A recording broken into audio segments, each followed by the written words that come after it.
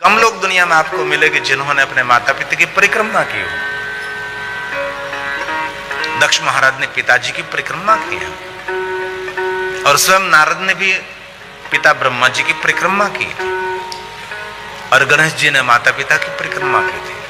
हम लोग पहाड़ों की परिक्रमा करते हैं, तीर्थों की परिक्रमा करते हैं, लेकिन हमारे लिए सर्वश्रेष्ठ तीर्थ है, हमारे लिए सभी देवताओं का स्थान है जिनको माता पिता कहते हैं, उनकी परिक्रमा करना हम भूल जाते हैं। अब मंदिरों की, देवालय की, शिवालय की परिक्रमा करते और करनी भी चाहिए। ये सुंदर एक संदेश है और बहुत सारे ऐसे सज्जन भी मिलते हैं कि अपने माता पिता का आदर बहुत करते हैं और करना भी चाहिए। लाख मंदिर जाओ, जीवन पर्यंत मंदिर जाते रहो, सेवा पूजा अर्चन करते रहो, लेकिन आपके माता पिता हमारे व्यवहार से प्रसन्न नहीं है तो सब कुछ व्यर्थ रहता है। सबका अर्थ तो तब रहेगा अपने माता पिता की प्रसन्नता, उसकी मन की खुशी, उसके मुख की प्रसन्नता, वो हमारे लिए सबसे बड़ा आशीर्वाद है। उससे बड़ा आशीर्वाद क्या हो सकता है? जरूर देवालय शिवालय में जाना चाहिए, लेकिन प्रतिमा कभी आपके समक्ष बोलने वाले नहीं है। आप उसके सामने बोलते रहते हैं, लेकिन हमारे घर में जो जीवित हमारे देवताओं की प्रतिमा है, माता पिता हैं, दादा दादी हैं, उसकी सेवा से स्वयं बोल उठते हैं, बेटा आपका शुभ हो, आपका मंगल हो, चिरंजीव हो, बहुत सारा आशीर्वाद प्रदान करते हैं। लेकिन वर्तमान युग में बहुत लोग ये सब कुछ भूल गए हैं, अपने लालच, अपनी कामना के लिए इधर उधर यहाँ वहां दौड़ते रहते हैं। हमारी सब पर हमारे माता पिता का आशीर्वाद है तो आप दुनिया में कहीं भी जा सकते, कहीं भी दुनिया का शिखर सर कर सकते हैं। इस सुंदर दक्ष महाराज ने एक सुंदर प्रेरित, इस सुंदर शिष्टाचार किया है और दंडवत की एक परंपरा भी हमारे सनातन में दंडवत प्रणाम किया जाता है। दंडा जैसे गिरे वैसे दंडवत प्रणाम करें। लेकिन एक बात याद रखें, दंडवत सिर्फ पुरुष शरीर कर सकता है, नारी शरीर किसी को दंडवत न करें, न देवताओं को, न महादेव जी को, न गुरुजनों को, नहीं कोई साधु संतों को। दंडवत की प्रणाली सिर्फ पुरुषों के लिए कहे गए हैं, इसलिए पुरुष शरीर दंडवत कर सकता है। और दंडवत जब शंकर भगवान को आप कर रहे हैं तब कभी सामने से महादेव को कभी दंडवत नहीं किया जाता। वास्तव में जो मूल शिवालय है यहाँ तो बहुत कम देखने को मिलता है जो सही शिवालय कैसा होना चाहिए, शिवालय की रचना कैसी होनी चाहिए, शिवालय की परंपरा क्या है, यहाँ तो बहुत कम मिलता है। बहुत सारे उत्तर भारत में बहुत कुछ दिखाई नहीं दिया, बहुत कम शिवालय ऐसे मिलेगी कि सही रचना शिवालय की हो। नंदी महाराज का कहाँ स्थान हो, कुर्म का कहाँ स्थान हो, गणेश और हनुमान जी का कहाँ स्थान हो, और माता भवानी पार्वती का कैसे स्थान होना चाहिए, ये सब कुछ उत्तर भारत में कम दिखाई देता है। लेकिन वास्तविक में जो मंत्र और यंत्र के द्वारा सुंदर विधिवत शिवालय निर्माण किया है, वहां की मैं बात कर रहा हूं। वहां शिवालय में जो स्थापित लिंग है, प्रतिष्ठित लिंग है, तो उसकी जलधारा हमेशा के लिए उत्तर की ओर बहती है और इसीलिए दक्षिण में बैठकर उसका पूजन करते हैं। हमारा मुख उत्तर की तरफ रहता है और सामने से बैठकर कभी शिव का पूजन नहीं हो सकता, शिव जी के पीछे बैठकर कभी शिव का पूजन नहीं कर सकते। करे तो कोई बात नहीं, इसमें कोई बाधा कोई नहीं है, ऐसा कोई दोष नहीं है, एक नियम बनाया गया है। कभी शिव जी को स्नान कराया हुआ जल पी लिया तो इसमें कुछ दोष नहीं है। शिव जी के दरबार में एक गलती नहीं, हजारों गलती करो तो भी शिव जी तो क्षमा करने वाले देव हैं, क्षमा से भरा हुआ देव है, इसलिए डरने की, भयभीत होने की कोई आवश्यकता नहीं है। वास्तव में देखे तो शिव जी को स्नान कराया हुआ जल कभी पीना नहीं चाहिए, क्योंकि इसमें बहुत सारे द्रव्य रहते हैं, इसमें बहुत सारे पुष्पकार का रहता है, जहरीला भी होता है, बहुत सारे सुगंधित द्रव्य रहते हैं, जल में मिलाया हुआ रहता है, इसलिए कभी आपको दिक्कत कर सकता है। इसलिए आप आंख और मस्तक पर धारण करें तो गंगा स्नान का फल मिलता है।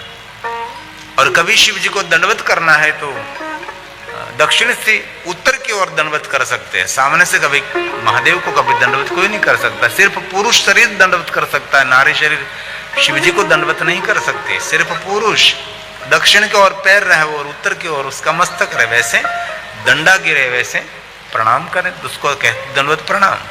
कभी प्रश्न उठेगा कि नारी शरीर को क्यों दंडवत का अधिकार नहीं है? हमारी सनातन की श्रेष्ठता है, नारी कोई भी गलती करती है तो दंड के पात्र नहीं, वो दंड से मुक्त है। हमारी सनातन की परंपरा में नारियों के ये का महिमा है, आदर है। यहाँ तो कम दिखने को मिलेगा, लेकिन कभी आप दक्षिण भारत की यात्रा करो, कभी गुजरात की यात्रा करो, तो वहां पार्वती का स्थान नीचा नहीं है। शिवालय में पार्वती का स्थान बहुत ऊंचा है, शिवलिंग नीचे विराजते हैं, लेकिन पार्वती का स्थान, माता भवानी का स्थान शिव जी से ऊपर दिया जाता है, क्योंकि नारी का आदर किया है, नारी का सम्मान किया, नारी का बहुमान किया है हमारे सनातन धर्म में। इसलिए नारी को दंड मुक्त कहा गया है। और कभी शिवालय में आप जाओ तो ये बड़ा संदेश है। महादेव स्वयं कहते हैं कि नारी का आदर करो, इसलिए मैं विश्व का सर्जक हूं, मैं नीचे विराजमान हूं, पार्वती को मैंने ऊंचा आसन दिया है। ये शिवालय का सबसे बड़ा संदेश है। कभी अवसर मिले तो शिवालय की परिक्रमा करें, एक संख्या में परिक्रमा कर सकते हैं। शिव जी की परिक्रमा पूर्ण नहीं हो सकती, अपूर्ण रहती। जहां भगवान का स्नान कराया हुआ जल जहां गिरता है वहां से वापस चलना पड़ता है, फिर जाते, फिर वहां से वापस चलते हैं। जो ओरिजिनल शिवालय, जो परंपरा प्रणाली के अनुसार बनाए, जैसे तैसे शिव जी को स्थापित कर दिया शिवलिंग, उसकी मैं बात नहीं कर रहा हूं। जो मूल शिवालय है, जैसे हमारा सोमनाथ महादेव, जैसे बहुत सारे शिवालय जो मूल परंपरा में, और पूर्ण परिक्रमा शिवालय की छंड की हद पूरी होने के बाद कर सकते हैं आप। शिव जी को स्नान कराया हुआ जल जलधारी से बहता, वहां एक छंड को स्थापित किया जाता है, ये सभी जल पी जाता है। इसलिए छंड की हद पूरी होने के बाद महादेव के शिवालय की पूरी परिक्रमा आप कर सकते हैं। लेकिन जहां व्यवस्थित जो शिवालय विधिवत बनाए, वहां जहां तहां शिवलिंग को स्थापित कर दिया, उसकी बात मैं नहीं करता हूं। जो मूल शिवालय है उसकी बात करते हैं। इसलिए हम एक शिवालय ऐसा निर्माण कर रहे हैं कि दुनिया को संदेश देने के लिए कि शिवालय कैसा होना चाहिए, उसकी प्रणाली कैसी होनी चाहिए, उसकी पूजा परंपरा कैसी होनी चाहिए। और एक संख्या में परिक्रमा करे, 1 करे, 3 करे, 5 करे, 7 करे। और जो परिक्रमा करने के लिए जा रहा है उसको बाहर की तरफ रहना चाहिए, परिक्रमा करके आ रहा हो अंदर की बाजू रहे। ऐसा एक नियम भी बनाया गया है। और शिवालय, शिव जी के दर्शन करने के बाद थोड़ी देर के लिए शिवालय विश्राम करना चाहिए।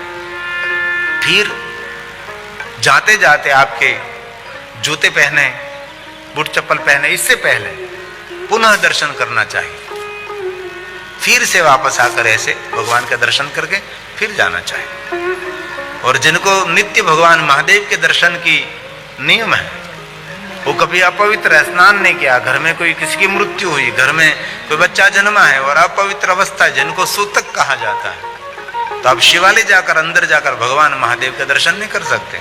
लेकिन बाहर खड़े रहकर शिव जी के शिखर का दर्शन कर लीजिए, और शिव जी के शिखर पर जो ध्वजा है उसका दर्शन कर लीजिए, शिव दर्शन का ही फल मिलेगा।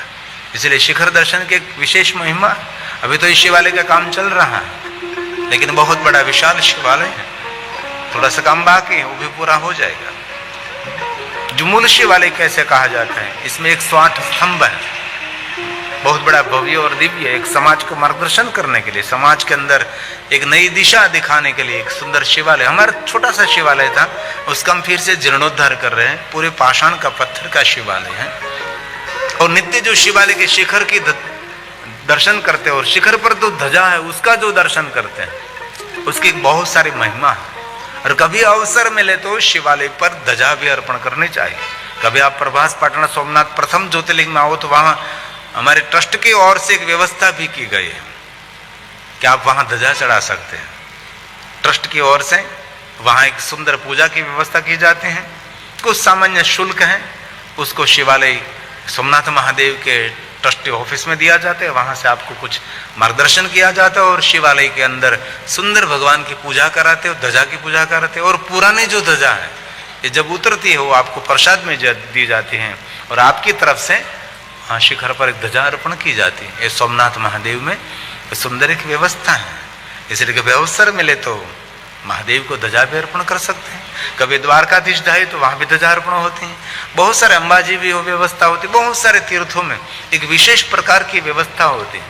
इसलिए देवालय, शिवालय, कहीं भी ध्वजा है, शिखर पर ध्वजा का दर्शन करने से हमारी कीर्ति की, भक्ति की, विद्या की, धन संपत्ति की, मान सम्मान की ध्वजा हमेशा आसमान में हमारी सुरक्षित रहती हैं, ये कभी प्रतिष्ठा खंडित नहीं होने देते हैं। इसलिए शिवालय पर जो ध्वजा है, शिखर के दर्शन करने की विशेष महिमा है। जब अवसर मिले तब जरूर शिवालय जाकर भगवान महादेव का दर्शन पूजन करना चाहिए, और जब संपूर्ण पवित्र है तब ही महादेव का पूजन करें, अर्चन करें। और पवित्र नहीं है तो बाहर से दर्शन कर लीजिए, जो पूजा करने का फल मिलता है वही दर्शन से फल मिलता है। और हमने बहुत बार कहा, शिवलिंग दर्शन का प्रतीक है, और शिव भक्ति कभी छोड़नी नहीं चाहिए। जीवन में सब कुछ छूट जाए, कोई रिश्तेदार छूट जाए तो छूट जाए, इसमें क्या फर्क पड़ेगा। किसी का तो व्यवहार छूटे तो छूटे, लेकिन महादेव का नाम कभी छोड़ना नहीं चाहिए, कभी शिव भक्ति छोड़नी नहीं चाहिए। हलता चलता व्यस्ता उठता खाता पीता उगता जागता निरंतर शिव जी को याद करते रहे। और ज्यादा क्या करा, हमको हिमालय पहाड़ में जाकर तपस्या करनी है। करते जाइए घर का काम और लेते जाइए शिव जी का नाम। जीवाग्रे वर्तते तस्य सफलम जीवितम, जिनकी जीवा पर शिव जी का नाम रहता है उसका जीवन सफल हो जाता है। कितनी अड़चन हो, कितनी रुकावट हो, सभी रुकावट दूर कर देते हैं महादेव जी। इसीलिए निरंतर भगवान महादेव को याद करें, और भक्ति करते उसकी टीका करते, लोग निंदा करते हैं, भक्ति से दूर करने का प्रयास भी करते हैं, और बहुत कम लोग हैं जो भक्ति मार्ग में टिके रहते हैं। इसलिए आपको स्थिर रहना है, जीवन का उद्धार करना है। हमारे पास बहुत सारे संसार के काम हैं, लेकिन बहुत लोग अपने आत्मा कल्याण का कार्य भूल जाते हैं, इसलिए दुखी रहते हैं। इसलिए सभी दुखों का निवारण शिव है, सभी आदि व्याधि उपाधियों का निवारण शिव है। और कुछ नहीं करना है, बस रुद्राक्ष धारण करना है, भस्म की बिंदी, भस्म का त्रिपुंड करें जो आपको सही लगे, और बस पंचाक्षर मंत्र का जाप करें, और ज्यादा कुछ भी नहीं। इतने सरल देव हैं, महादेव जैसा कोई सरल देव दुनिया में है ही नहीं। क्योंकि जीवन की विशेषता यह रहे, सती ने अपने जीवन में किसी को चमत्कार नहीं दिखाया। विद्वान साधु संत महापुरुष सज्जन दूसरों को चमत्कार दिखाकर कभी भ्रमित नहीं करते, और जहां चमत्कार की बातें हो रही वहां से दूर रहना चाहिए। वास्तविकता को समझें, चमत्कार को कैसे माने। श्रद्धा वस्तु अलग है, विश्वास वस्तु अलग है। कुछ ऐसी बात बनती है लेकिन सबके लिए नहीं बनती, ये भी सत्य है। आजकल इतनी सुंदर टेक्नोलॉजी, इतनी दुनिया आकाश में उड़ रही है, ये चमत्कार से हुआ है? बुद्धिजीवी वैज्ञानिकों ने सब किया। ये तो बात छोड़े, कोरोना में इतनी दवा सबको हमको जीवित रखा, तो जो चमत्कारी से दवा बनी। हमारे डॉक्टरों ने दिन रात मेहनत की, तब हमारी कोरोना में से रक्षा हुई, है ना? चमत्कार से कुछ नहीं हुआ।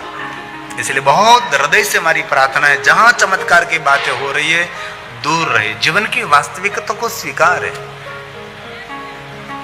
कुछ शरीर में दर्द है तो डॉक्टर के पास जाना चाहिए, हमारे जैसे लोगों के पास नहीं आना चाहिए। आजकल तो बहुत लोगों को यह भी पता नहीं कि पेट का दर्द है तो पेट के डॉक्टर के पास जाना चाहिए, आंख का दर्द है तो आंख के डॉक्टर के पास जाना चाहिए, हड्डी की का प्रॉब्लम है तो हड्डी के डॉक्टर के पास जाना चाहिए। कैसे समझाएंगे लोगों? पढ़े लिखे लोग भी ऐसा कर रहे हैं। इसलिए सती का जीवन दर्शन यह है, समाज को वास्तविक मार्गदर्शन किया सती ने, एक मनुष्य का रूप लेकर। सती ने अपने व्यवहार में विवेक को प्रवेश किया, व्यवहार में विवेक, कदम कदम पर विवेक, खाने में विवेक, पीने में विवेक, वाणी में विवेक। और विवेक मनुष्य को आसमान में सूर्य तरह चमका देता है, विवेक। आजकल हम रोगी क्यों है? क्योंकि खाने का विवेक हमारा भूल गए, हम चूक गए। विवेक नहीं है खाने के लिए, जहां तहां जहां मिले जो मिले वो खा लेते हैं। आरोग्य से भरे रहना है तो आहार ये हमारी औषधि है। आपको डायबिटीज है तो गुलाब जामुन नहीं खाना चाहिए भाई, प्रसाद के रूप में 5-10 खा जाते हैं। ऐसा करना चाहिए? नहीं नहीं, कभी नहीं। आपको गैस की पीड़ा है तो ऐसे कुछ राजमा ऐसा कुछ भोजन नहीं करना चाहिए। आपको गैस की प्रॉब्लम है, एसिडिटी की प्रॉब्लम है, तीखा नहीं खाना चाहिए। वास्तविक प्रसाद के रूप में लोग खा लेते हैं, कुछ पूरी रात जागते हैं। वो तो जागते हैं लेकिन पूरे घर को जगाते हैं। खाने में विवेक रखना चाहिए, पीने में विवेक, पीने में फ्रिज का ठंडा पानी भी होजरी के लिए जहर है, तो हम तो क्या पीते हैं पता है, मुझे तो कहने की जरूरत नहीं, और आपके पंजाब में तो छूट छाट है। अरे कथा सुनकर और कुछ न हो सके, लेकिन इतना एक संकल्प हो जाए ना कि भगवान कथा में मैं कुछ तो नहीं कर सका, लेकिन आज से मैं शुद्ध। एक बार भगवान कृष्ण जी बैठे थे, सुखी होना है कि दुखी होना हमारे हाथ में है, और कितना जीवन में दुख हो लेकिन कभी निराश कभी नहीं, आशावादी बने रहो, कल तो सूरज उगने वाला ही है। रोज दुख नहीं रहता और रोज सुख भी नहीं रहता, नित्य रात्रि भी नहीं रहती, दिन भी नहीं रहता, सूर्य ढलता है फिर सूर्य उगता भी है।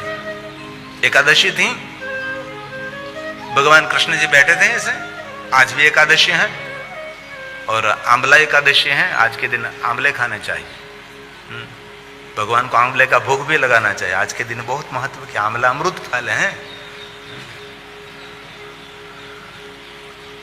ताजा ताजा आंवला, आज के दिन महत्व की बात है, एकादशी है। और भगवान कृष्ण जी ने 5 भाइयों को बुलाया, 5 पांडवों को, मुझे अब सब पर एक प्रसन्नता उतर रही है, कहिए कल सुबह में आना, मैं आपको प्रश्न करूंगा, इस प्रश्न का कोई सही उत्तर देंगे, उसको मैं जो मांगे वो मैं दूंगा। अच्छा, लेकिन आज नहीं, कल सुबह सुबह में पहुंच जाना यहां, मैं यहां ही बैठा हूं। और 5 भाइयों ने निर्णय लिया कि हम भगवान कृष्ण के पास जाएंगे, भगवान क्या पूछें और सही उत्तर दे सके ना दे सके क्या पता।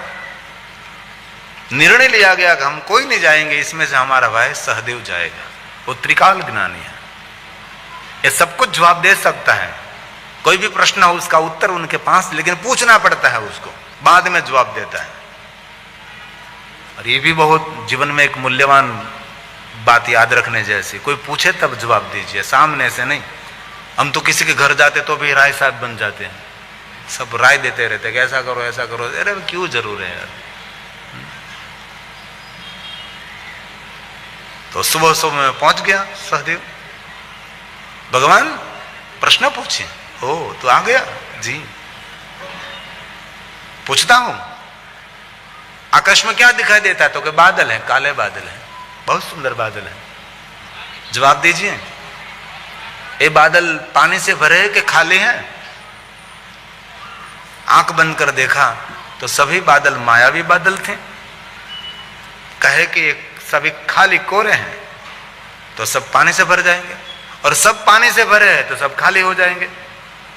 सभी मायावी बादल थे, जो बोले वैसा नहीं करते, उल्टा ही चलता है। हाथ जोड़कर कहा, परमात्मा क्षमा चाहता हूं, मैं आपके प्रश्न का जवाब नहीं दे सकता।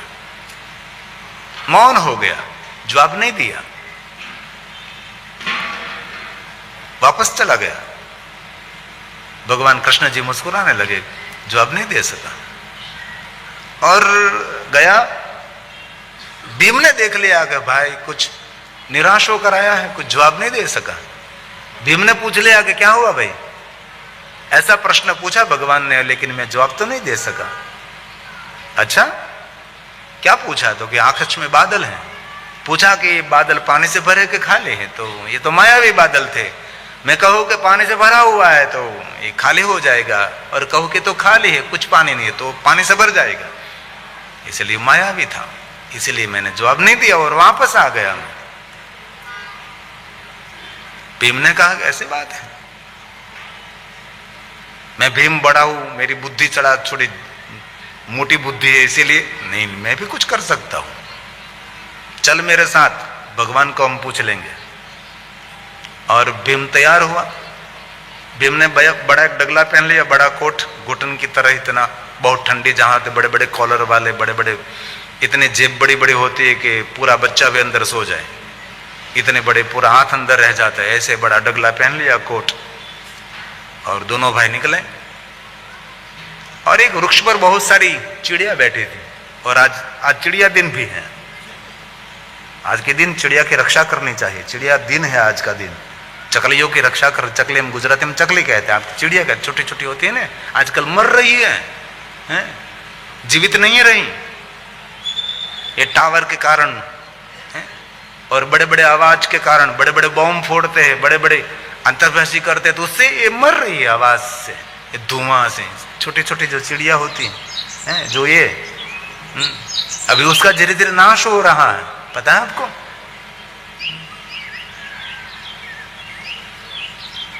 आज का दिन है, चिड़िया दिन है आज का दिन, यही दिन है आज का। तो उसकी रक्षा करनी चाहिए, उसके लिए पक्षियों के लिए कुछ व्यवस्था करनी चाहिए। अपने घर में एक कुंडा लटकाओ, वहां उसमें पानी हो, एक कुंडे में दाना हो, पक्षी आएंगे आपके घर। धीरे धीरे पक्षी का कलरव बंद हो रहा है, ये दुख का विषय है। बहुत कुछ प्रकृति क्रम बदल रही है। और आपको पता नहीं है, हमारे गुजरात में आजकल 45 डिग्री ताप हो रहा है, 48 तक पहुंच रहा है, 50 पहुंच जाएगा, सभी पक्षी मरेंगे। इसीलिए ज्यादा से ज्यादा वृक्ष लगाना चाहिए। वृक्ष मानव जीवन का पर्याय है। धरती पर वृक्ष नहीं रह गए तो मनुष्य जाति नहीं रहेगी। जल संग्रह करना चाहिए, वृक्ष लगाना चाहिए, बाग बगीचे बनाना चाहिए, पक्षियों की रक्षा करनी चाहिए, क्योंकि मानव जात सबसे पर्याय है। ये सब प्रकृति जीवित रहेगी तो हम जीवित रहेंगे, सब प्रकृति जो मर जाएगी तो मनुष्य बेरहम मरेगा। एक बहुत कमल हो कि प्रकृति के प्रति जागरूक, प्रकृति को प्रेम।